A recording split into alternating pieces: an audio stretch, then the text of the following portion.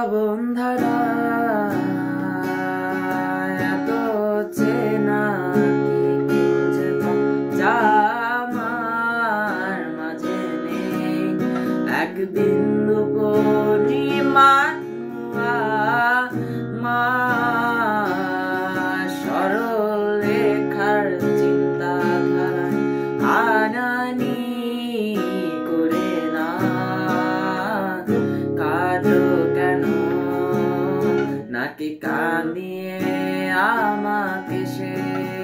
চোখের জলে